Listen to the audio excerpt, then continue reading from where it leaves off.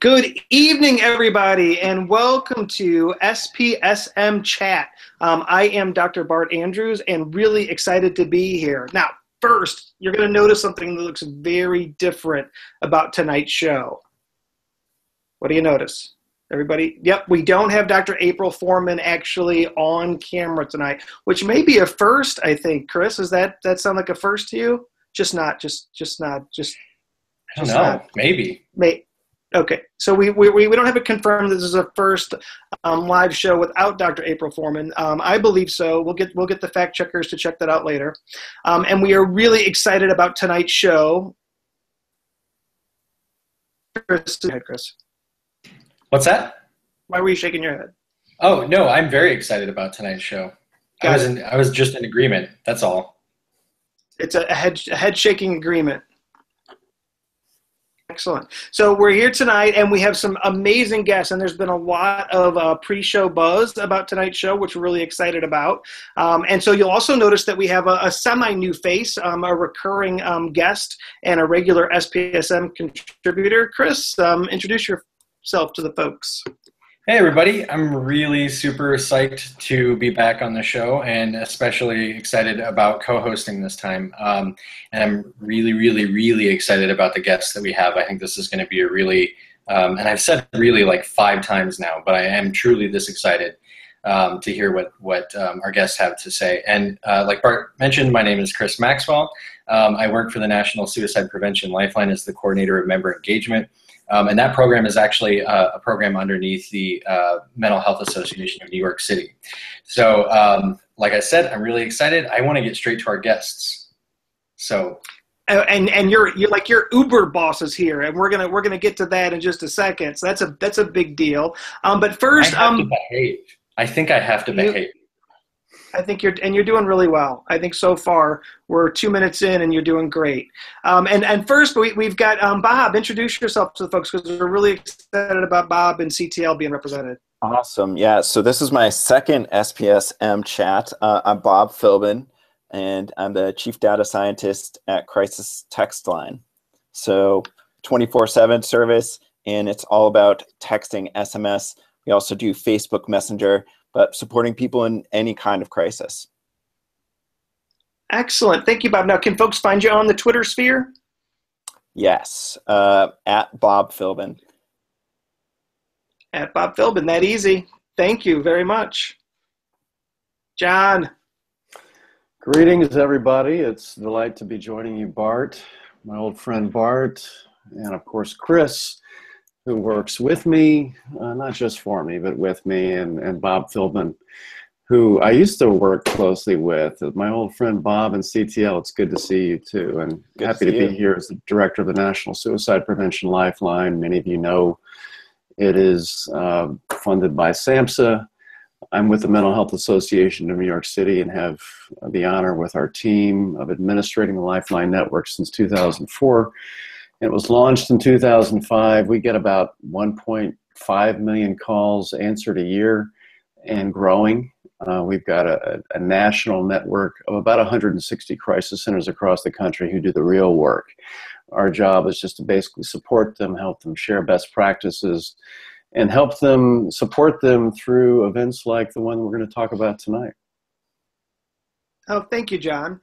So since my center, Behavioral Health Response in St. Louis, Missouri, has been a part of the Lifeline and really honored to be a part of that system. And it's definitely much like what we're going to talk about. There's been a huge change in the culture and the national awareness of crisis systems.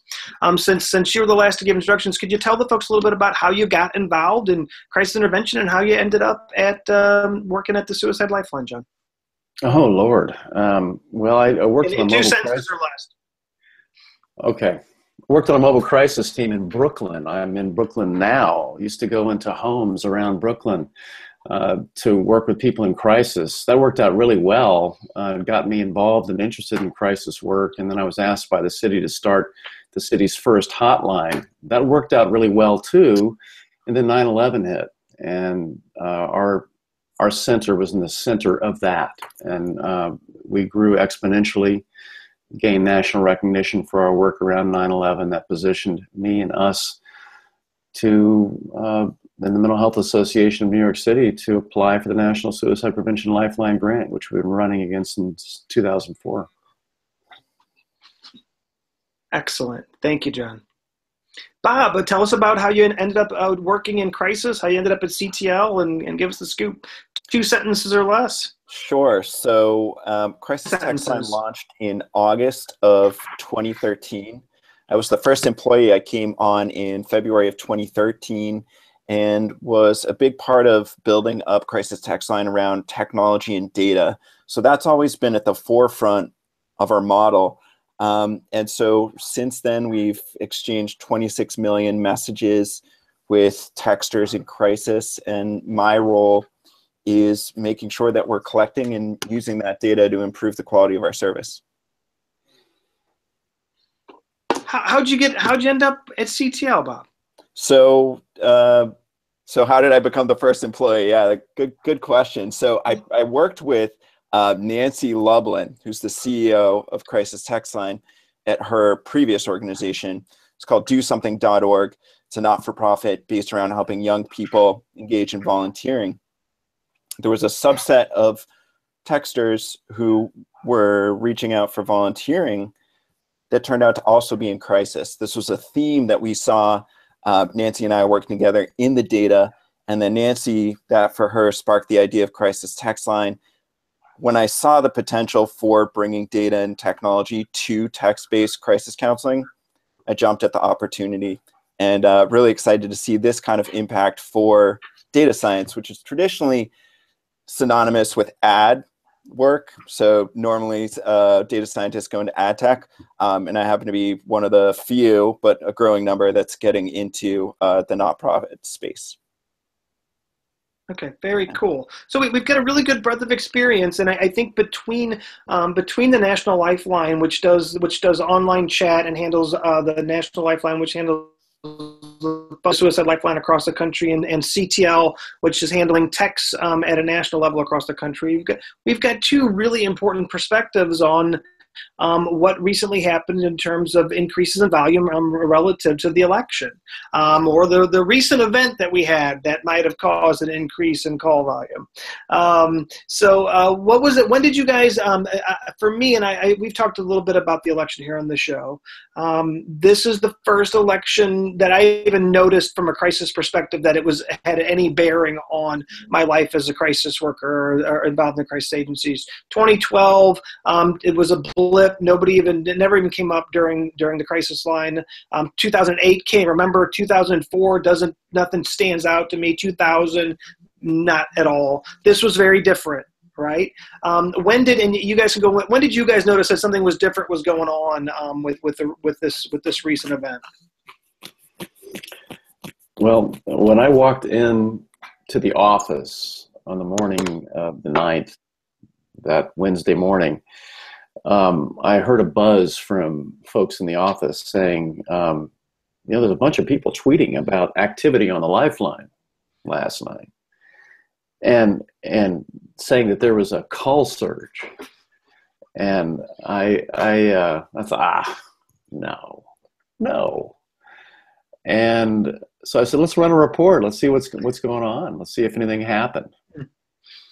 And what we saw at 1 a.m. to 2 a.m. was 140% increase in calls. Wow. Then we saw at 8 and 9 a.m., when people were waking up, another surge of 140%. And the reason I thought it's unlikely that I'm going to see anything when I look at that report is we've never seen anything like that. In 2008 and 2012, there was nothing like that. And typically, whenever we've gotten a surge, Bart, it happens because there's been a promotion of the Lifeline. So we saw Robin Williams, when he died by suicide, there was an unprecedented surge in calls, and actually that lasted for quite a period of time. It changed our service in many respects. But what happened there was the news reports about Robin Williams' suicide were accompanied by promotions of our Lifeline number. So at the end of every report, they would say, call the National Suicide Prevention Lifeline. There was no promotions of the Lifeline around the election. So people had to actually seek us out and go online, and which is typically how they find us, and found us. And so, of course, we saw a huge increase in our website visits. So these were people who were seeking out our line at 1 and 2 a.m. In a surge that we've never seen before, except for one other time with Robin Williams, and this time without any prompting. Wow. So just to make sure I'm getting this, so all your years, and you've been at the Lifeline right since day one, that was this with Robin Williams are the two biggest peaks and the biggest call surges Lifeline has experienced. Yeah. I mean, of course, the big difference with Robin Williams is that was maintained over a period of time, and it created a new baseline for us. This went down the next day after, right around 10 a.m. the following day after the second surge. It pretty much returned to normal. I think when people started to go to work and started to get back in their routines and started to talk about it with others. But when you're alone at night at 1 in the morning and experiencing a new event with uncertainties like this, and in the morning waking up before you're engaged with other people to talk about it and get in a routine that might stabilize you, some people were feeling the anxiety. So that's really interesting. So folks, it sounds like folks were kind of processing it later that night after the results came in. And then there's another group that were kind of processing before they had to kind of put their face on and go out into the world, kind of wanting to debrief and de-stress and at least get some of their thoughts out. That kind of seems what the trend was. Right. Very cool. Bob, for CTL, when did you guys notice? What was that like? What was that experience like?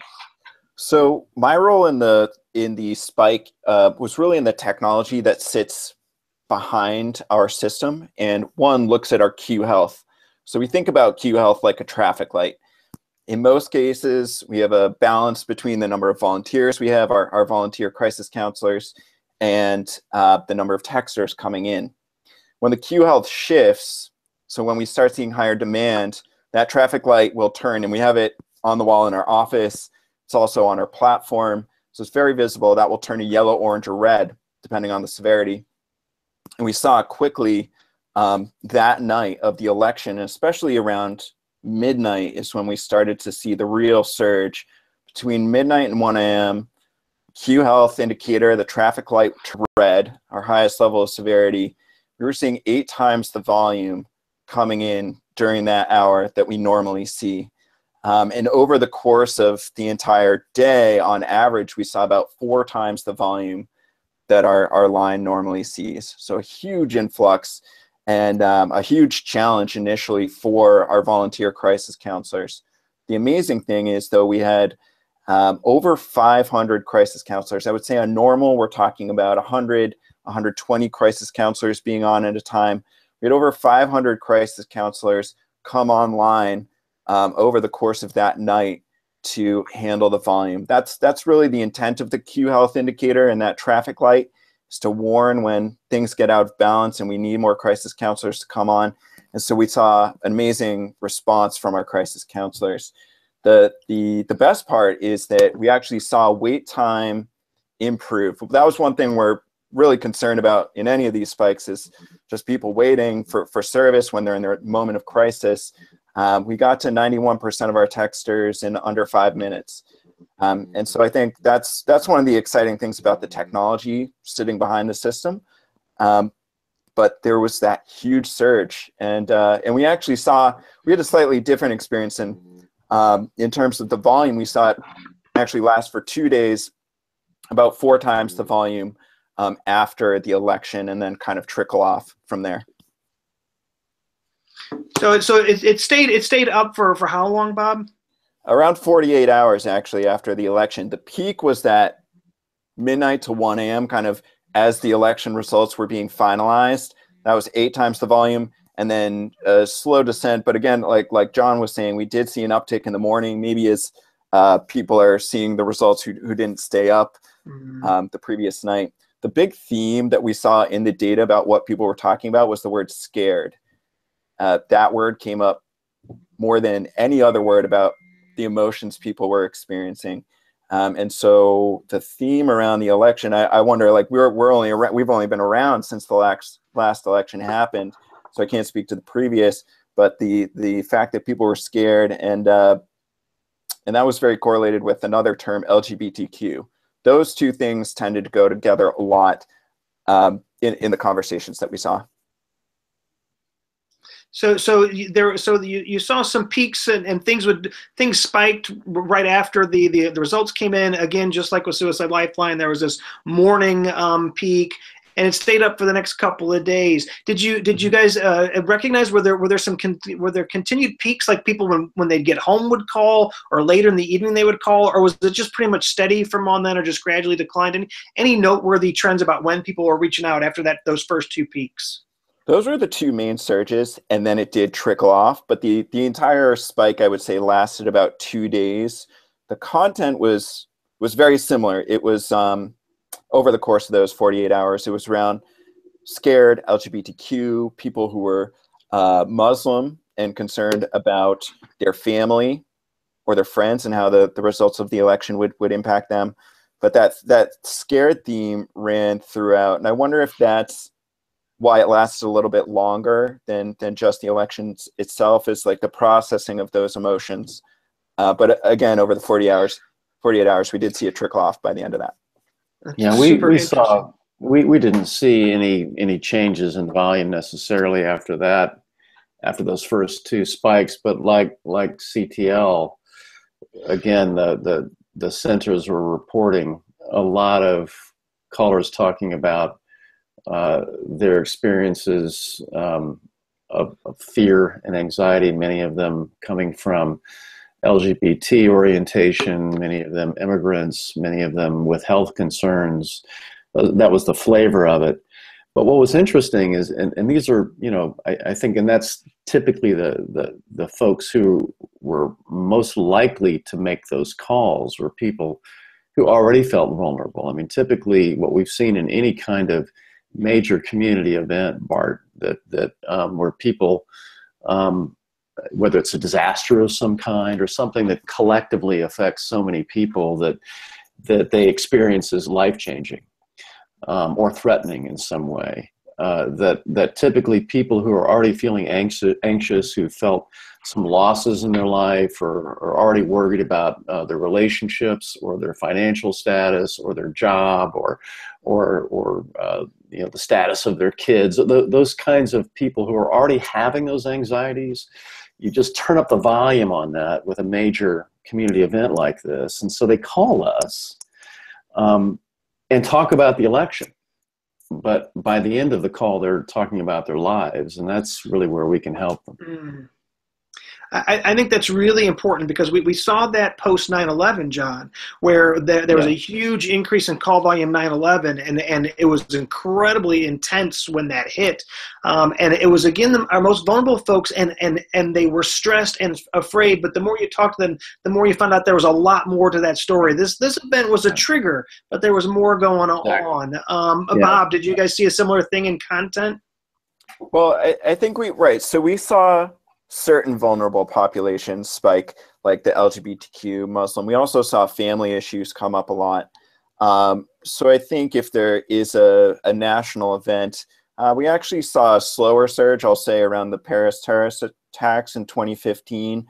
People who were Muslim, and there started to be more rhetoric in the US that scared them. And so I think when you do see that kind of issue-specific kind of news event, that we are seeing actually issue-specific responses. When you get down into the weeds, there are patterns of which vulnerable populations, I think, are reaching out in response. But to John's point, in terms of where do these conversations go, the overarching theme, the emotional theme across these groups was being scared or fear. And so the conversations are universal in terms of how you actually support these people. It's active listening, it's collaborative problem solving, and making these people feel heard and less alone. So despite the individual trends that led to the spike in volume or the individual fears, the solution is really a universal one in terms of what the crisis space can offer. I wanted to add something too about that fear and scared thing. And this is also something we hadn't seen in any other election, is that The day before the election, Monday, we saw a significant increase in calls. So, and actually there was a 51% increase in our Spanish Lifeline calls the day before. So what was interesting about this is that before the election results, there was already a lot of anxiety. There had been polls, for example, that said that 60% of Republicans felt scared about Hillary Clinton being elected, and 70% of Democrats feared Donald Trump being elected. So we're talking about already a very different election cycle where there was such a level of anxiety in the air anyway. So this is really a kind of a seminal event. I haven't ever seen this level of anxiety and fear in the air prior to or after any election. So just as Bob notes, the need to be there for people and help ground them in a time of uncertainty it really kind of underscores the importance of services like ours. I think that this event really stands out as to how ingrained the crisis community has become in our national culture, right? I mean, there's some things we want to talk about that as well. Now, one of the things that was interesting, when the National Association of Crisis Organization Directors had a webinar about this recently, one of the themes that came up, particularly on the West Coast, senators on the West Coast were getting a lot of calls from people who had been victims of sexual assault. Right, and that was a very predominant theme in the calls they were getting, and those calls were coming from California. And I have a sneaking suspicion that when we can crunch these numbers more, because this is geographic trends to these calls, right?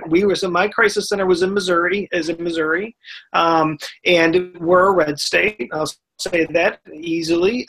And we had an increase in call volume, but not, it was an incremental increase, right? It was 25, 30%, 40%, and then it subsided very quickly. And I'm wondering if we didn't see, and I don't know if you guys looked at any geographic trends at this point. Is that too early, or if you have some guesses about that? Did you notice that?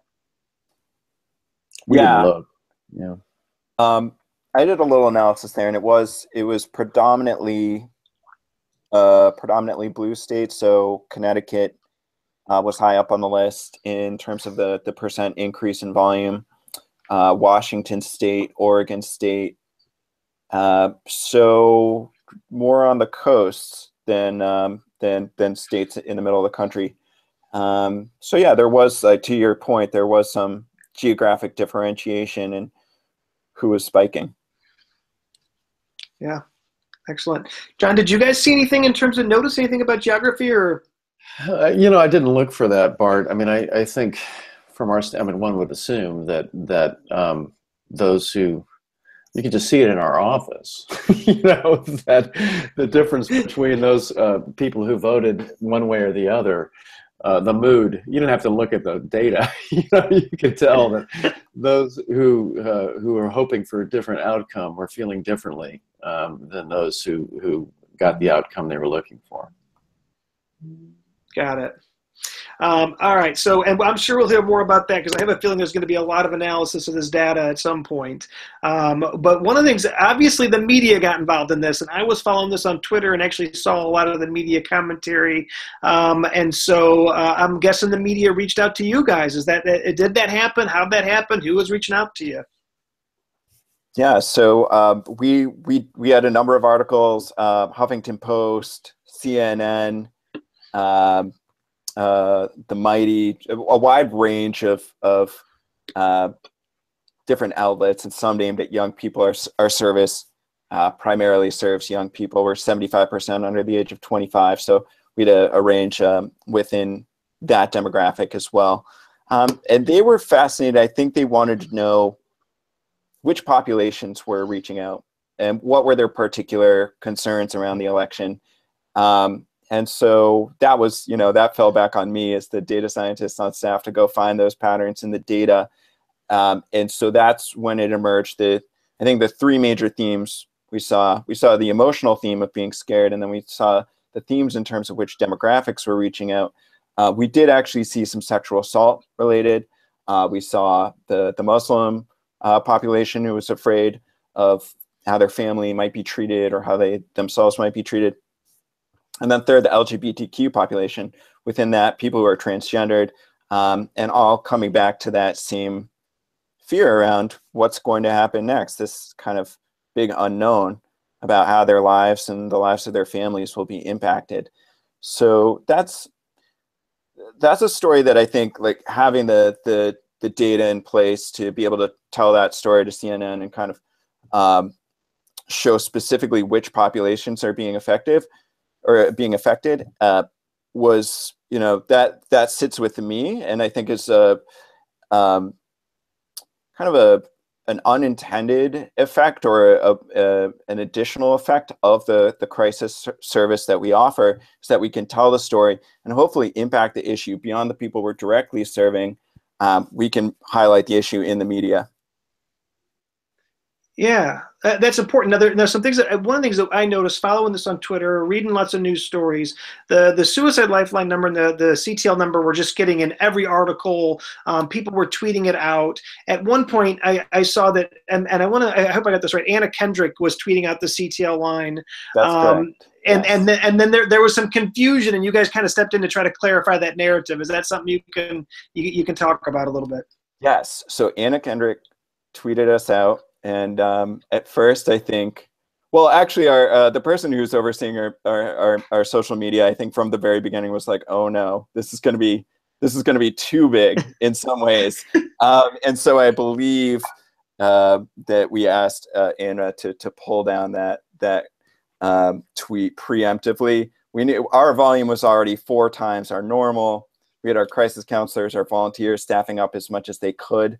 And so there was some management, I think, on our end to make sure that we're handling an amount of volume that we can respond to quickly. It's really important to us to have that fast wait time. One of the numbers I'm most proud of, through that, we have a triage system. We have a triage algorithm that automatically identifies our highest risk texters and puts them at the top of the queue. We were able to respond to those texters in an average of 39 seconds over the course of the spike. So anybody who's self-harming, suicidal ideation, those people we responded to really quickly. But in order to do that, I think we could handle that kind of passive people putting us in articles or people searching for us online. If celebrities start tweeting, then that just enters a whole nother realm of volume. And so Anna Kendrick was maybe like one step too far for us at that point in time. So we tried to manage the volume to match our capacity. It's amazing how much power that a celebrity has with their voice. And for folks who don't know who Anna Kendrick is, she's an actress and songstress, famous for the movie Pitch Perfect 1 and 2, delightful films if you've never seen them, and sings a song, You're Gonna Miss Me When I'm Gone, on Cops, which is one of my favorite scenes ever in a movie. And so I saw that unfold on Twitter Live, and it was really interesting to watch that, and also to see the reach that she had and how connected people were. When she said something, man, people jumped on it, right? It was really incredible. Unbelievable. And versus I think if we're in a CNN article or the Mighty, the kind of traction that gets in terms of the actual volume produced for our line, it's probably totally different populations that are being targeted by those articles, or that would experience an Anna Kendrick tweet versus a CNN article. But those tend to drive very little volume for us, the traditional media sources. Anna Kendrick, on the other hand, kind of hits our demographic maybe exactly, and so generated a lot of volume. Thank you, Bob.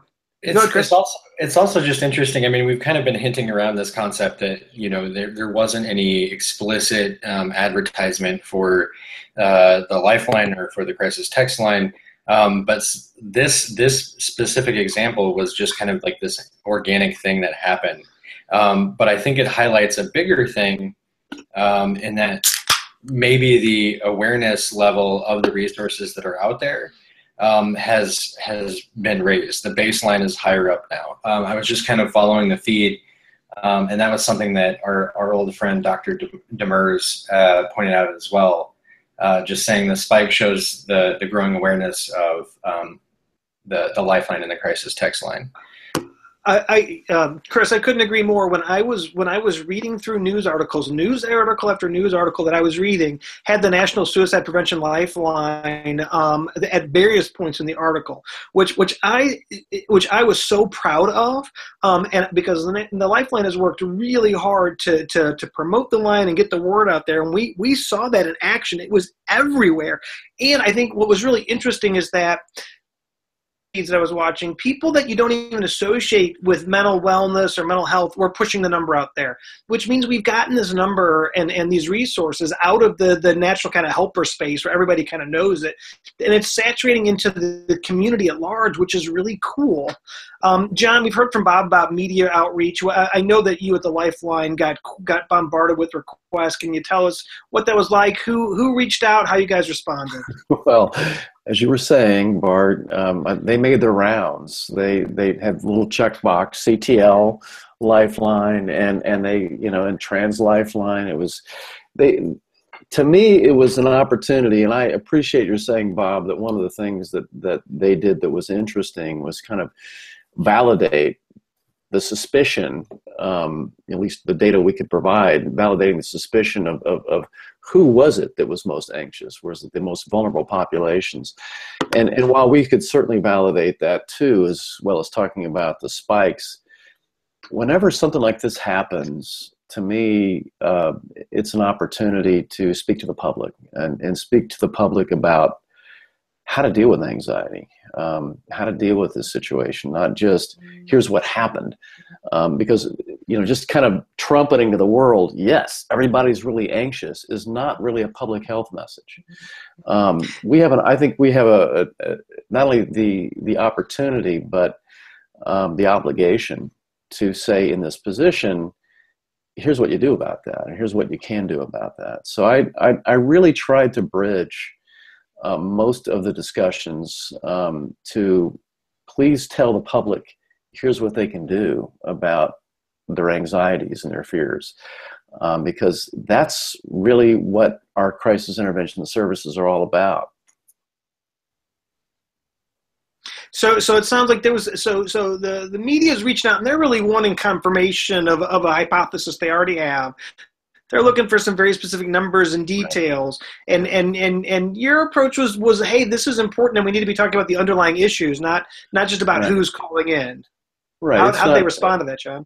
Well, I mean, they were actually really appreciative of it. I mean, here's what's interesting is that when stuff like this happens, and we also had this experience in 9/11, is that the people who are phoning us from the media, they're going through it too.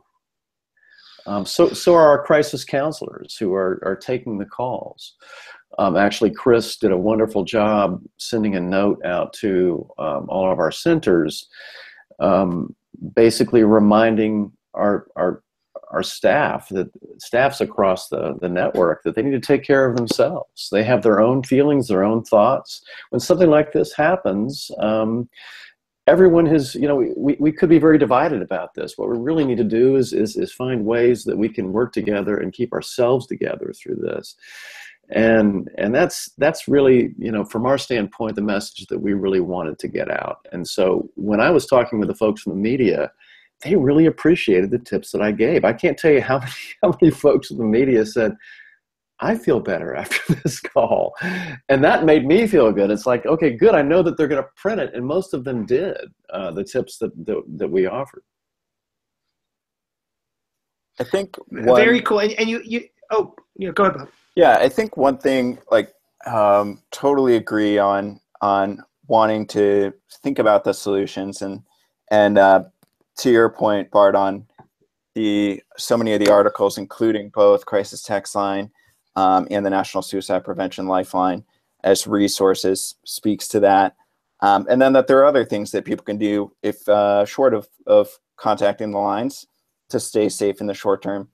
And that was part of our message too. I think the one thing that's nice is on the data front is, for example, TeenVogue picked up our article, and I think for some of those more nuanced or targeted media outlets, data can be a driving force to bring this to bear for an outlet like TeenVogue, which might not normally consider this to be important as a CNN or a Huffington Post, that, hey, this is actually targeting your specific population, and so it matters for your readers. So it could widen, and I think in our case it did widen, the data allowed us to widen the range of media outlets that were potentially interested in the story. Excellent. So I think, and you both hit on the theme about how this wasn't just an issue for our callers, for our staff, for our volunteers, for the folks answering these calls. So what was it like? What was the experience like for your staff? What are things they were telling you? What are things, John mentioned the letter that was an amazing letter that came from Lifeline to support. What was the staff experience like? What were you guys doing to support staff? Tell us about that. Bob? For me to take? Or do you want to go, John? Well, I mean, as I was noting that, you know, the national network, the way it operates is that it's a network of local crisis centers across the country.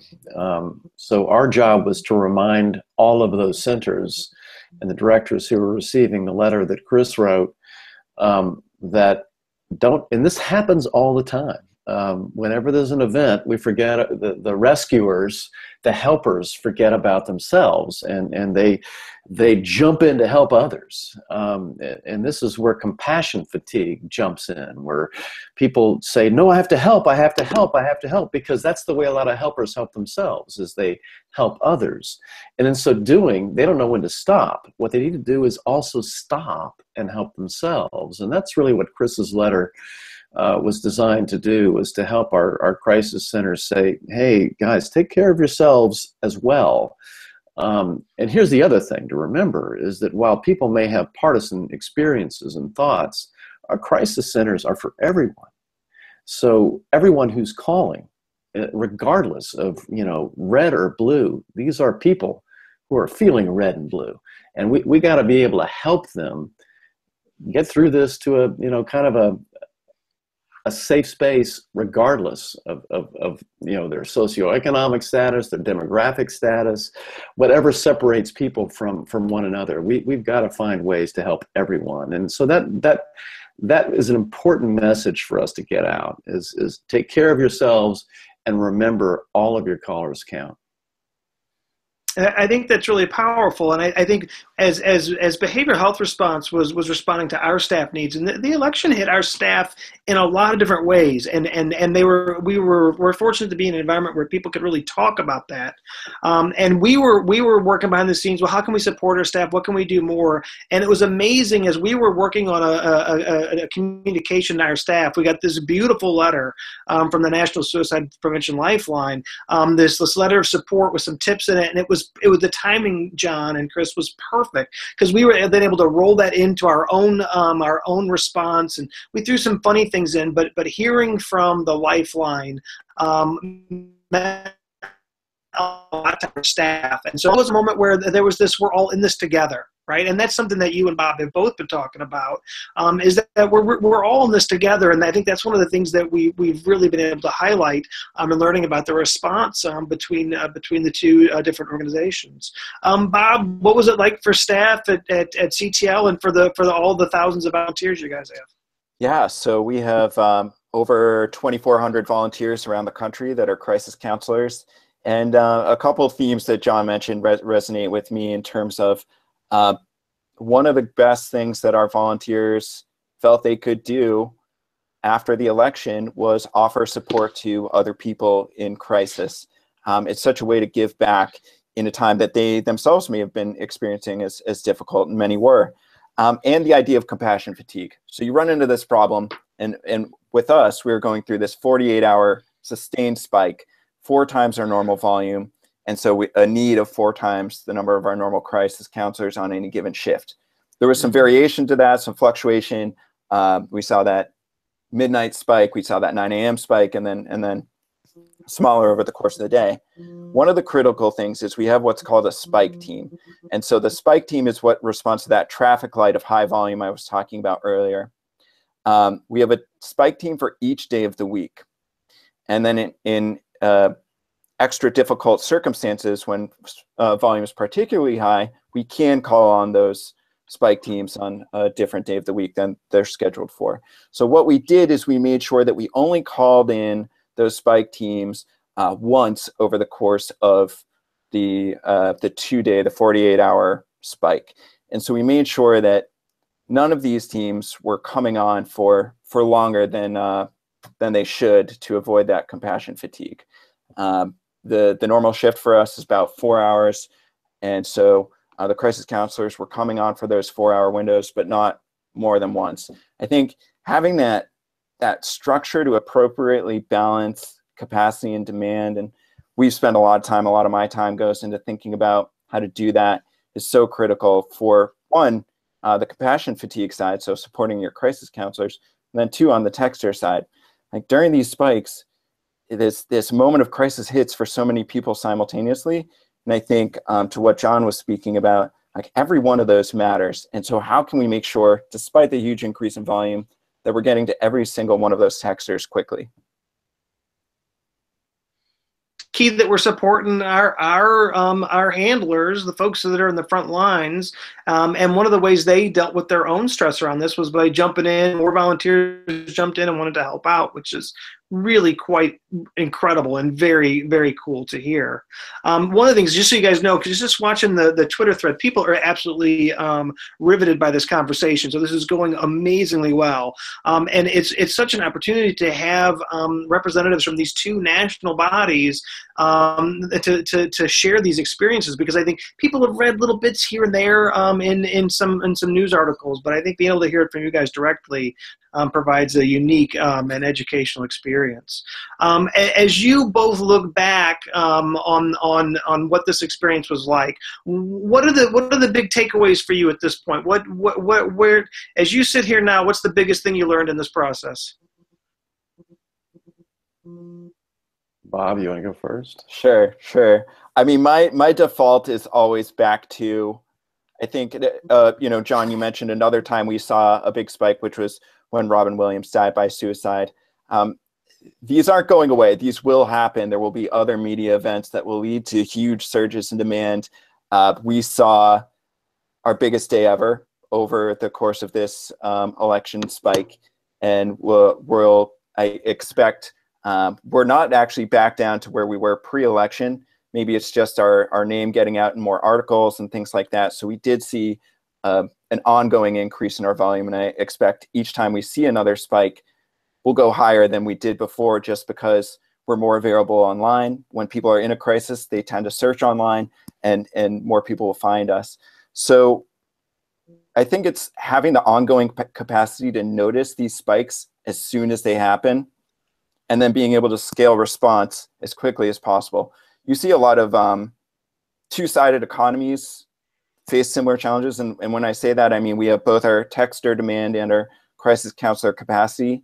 And so how can we continue to balance those two effectively as we see future spikes? And I think they're actually, fundamentally, it's a human solution. We have crisis counselors, and so we're going to continue to train more crisis counselors to be available around the country.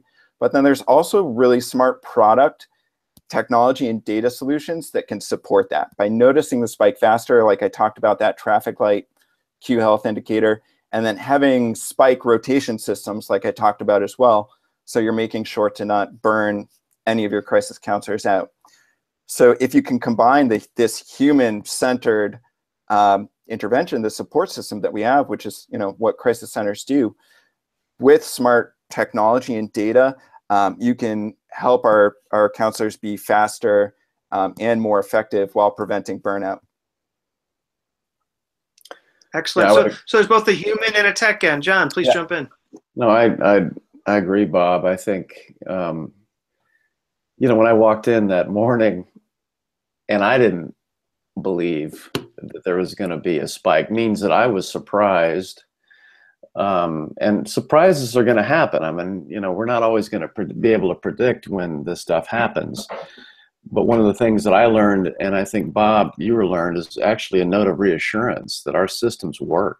I mean, we didn't plan for this spike, but we planned for spikes. We have a system that's set up with backup centers who are willing and able to take these calls. And at 1 a.m., 2 a.m., we had a 90% answer rate within 45 seconds. That's pretty awesome at that time. And again, we got 140% increase in calls. So that felt really good, even though I felt like really surprised when I found out about this in the morning. So that was reassuring. But what also was reassuring too was that in speaking with the media, this is the first time I really saw them take to, for the most part, the conversation about how to help others and how to help yourself during this time. As I gave them tips about what to do, and again, it's what happens with these kind of national scenarios is that everybody's feeling it.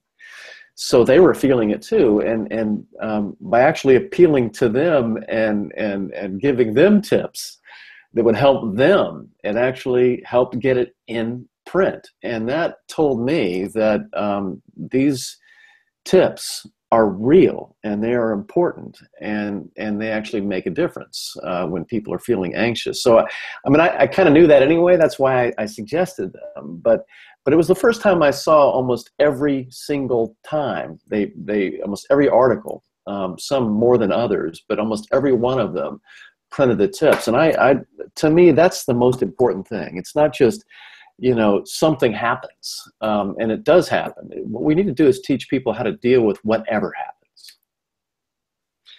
And I think and I think that we've got a tech and we've got an operational takeaway, and we've also got kind of this, what are the skills that our clinicians have and our volunteers have that make them uniquely qualified to help in these sorts of things. Now, I think what's really interesting, and there's some comments on the thread about this, I think people, when they think of hotlines, they think of crisis text line, they just think, well, you've got people answering calls, you got people answering texts, and that's just what you do. There's just people. And they don't realize all of the data and all of the operational stuff that goes beyond this. So if you could each just kind of quickly kind of explain how, when you're talking about getting texts in certain times or getting calls in certain times, kind of very briefly kind of explain to folks what you're talking about, because I think a lot of folks don't realize how in tune crisis centers like Crisis Text Line and the National Suicide Prevention Lifeline are into monitoring these stats and accessibility for callers.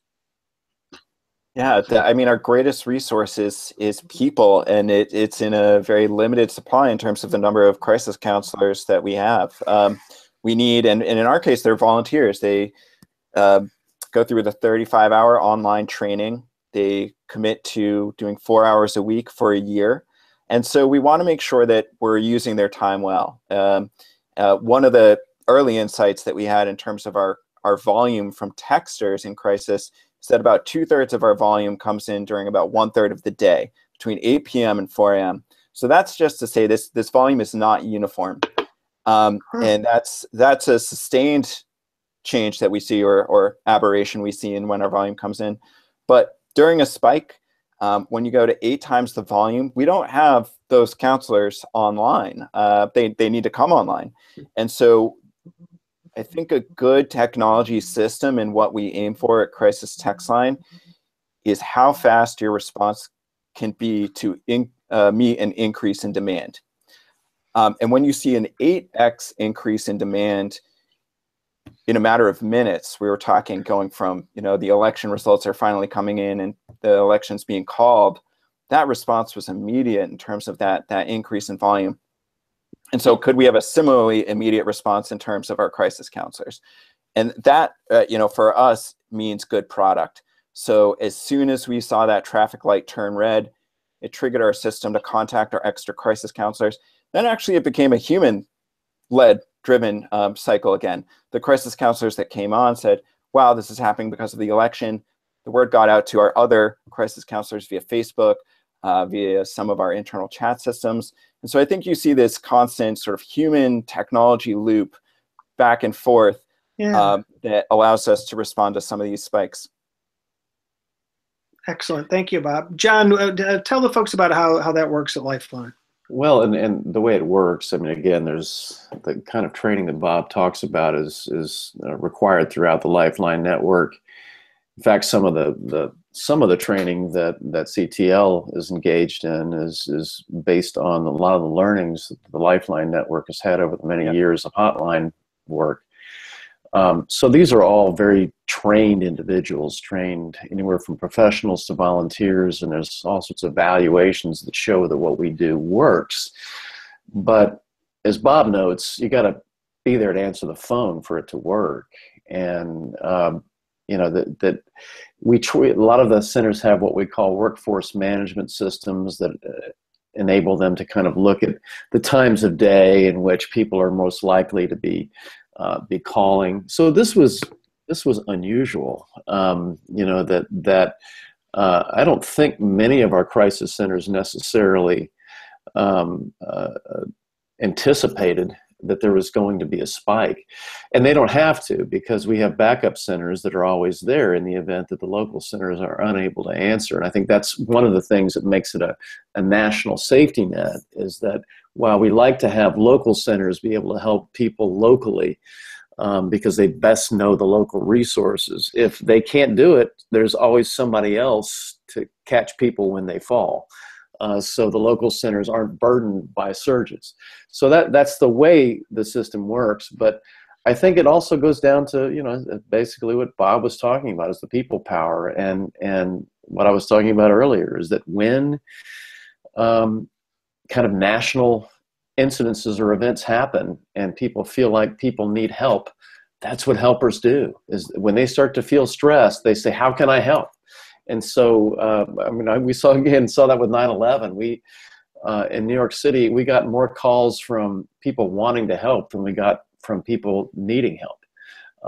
So that, you know, that this is a system that collects helpers to help others. We all have volunteers and crisis center workers who are saying, there's trouble, let me help. And apparently that's also what happened on the night of the election. Yeah. Yeah. I mean, that's true. Oh, sorry. Go ahead.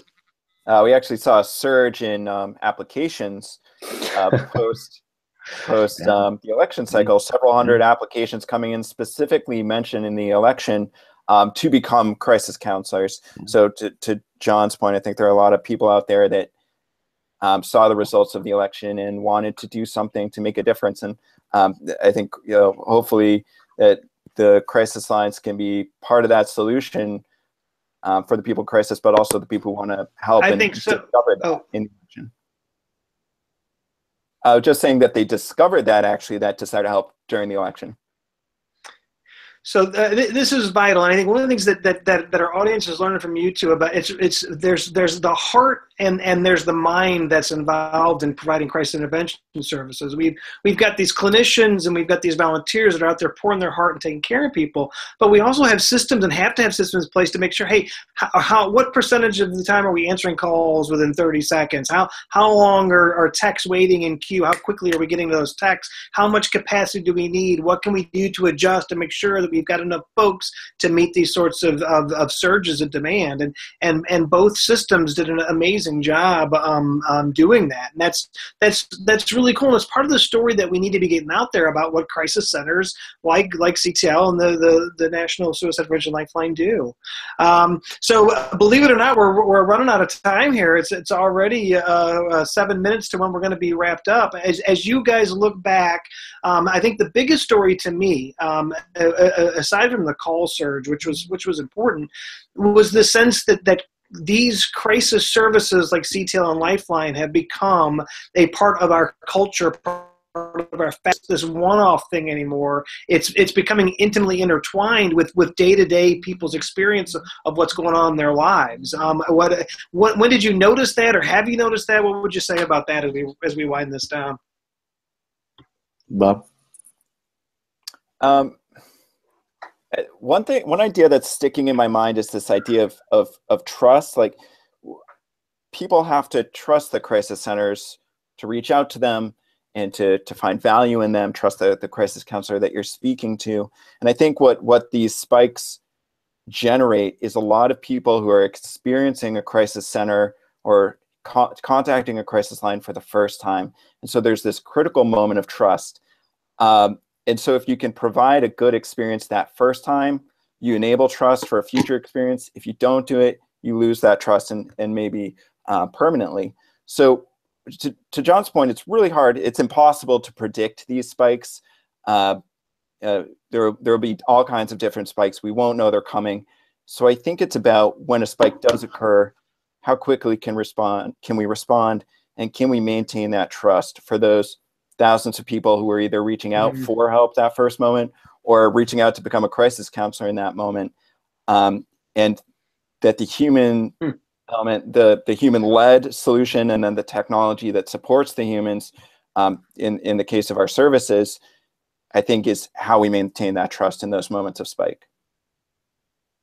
Wow. Yeah, I mean, our experience, I could not agree more, Bob. I mean, it is about trust, but first of all, you got to know about the service to have the experience of connecting with the service to build the trust. So that the trust affects two things. It affects the people who would call back, and also the word of mouth. But the word of mouth travels the same way much of our marketing now travels, and that is online. Because I mean, again, I'm an old timer, and you know, back in the day, it was about marketing, you know, on the subways or maybe a PSA on television. And those may or may not cause some spikes, or you know, kind of get the water level on volume up a little bit slowly over time. But well over half of our callers, actually closer to 3 out of 4 of them, have heard about us because of the web. And it's really about that form of communication that has enabled people to know about us. And that has been, you know, so when people are seeking I mean, look, people on election night, a lot of them weren't just watching TV, they were checking out the results online. And so when you see results online that are bothering you, you look online for information that can help you. And that's the way people get information now. And that's why CTL and the Lifeline are very prominent online. That's what's made the difference, frankly, is you know, our capability to let the people know where we are when they need us. And typically when they're looking for us is when they're online. It's so powerful that one, we've got this element of trust, and that callers have to have, texters, callers have to have a good experience. We've got to be there and give them a good experience, take care of them, and that helps solidify this trust, which we've clearly created, right? And two, John, that the messaging, and that we've got to have our messaging out in places where people are going to find us, and that presence. People are living online now, and we've got to be online and be marketing online, because that's where folks are looking for help. And I think that's something that you all have just done amazingly well. And we're seeing, I was so excited about this, because I think the election and the crisis response element showed how much ground we've gained in getting the word out and getting people engaged and reaching out when they need to, which I think is huge. Chris, you've been watching all this. I'd love to get your final thoughts, because we're getting ready to wind down here.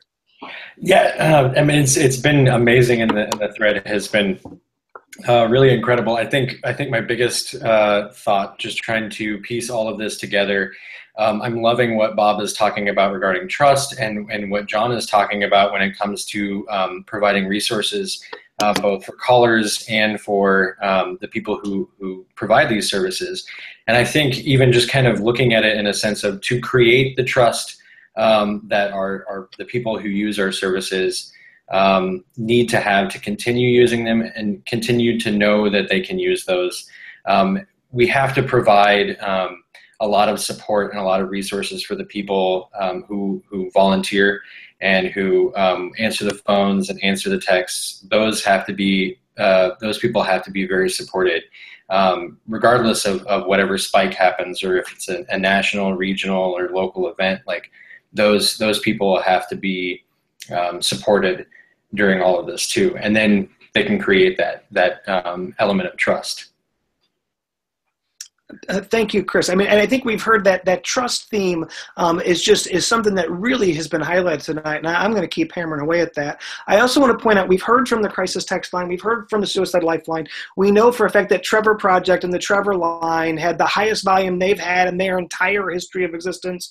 I know from following Greta and Norma at the Trans Lifeline that they were flooded with calls and were just getting all kinds of activity. So we know that. We know that this had a major impact across the crisis continuum and across all the different providers, and it was a real treat in terms of hearing directly from you, Bob, and you, John. Thank you so much. I think one of the final thoughts I want to put out there is that as we start to become more ingrained in the culture and crisis systems are more available and people are aware of them, we've got to have systems like Bob and John talked about to handle these surges, because we're not going to always be able to predict spikes. Sometimes we can, but we're not going to be able to do that all the time, just like this. And we just saw some examples of what it's like to have systems in place to make sure that when folks need help, they can get help. And it was just an honor hearing from both of you. So thank you both very much. Show was amazing. Thank you, Chris Maxwell, and good night, everybody. We'll see you all next week. Thank you.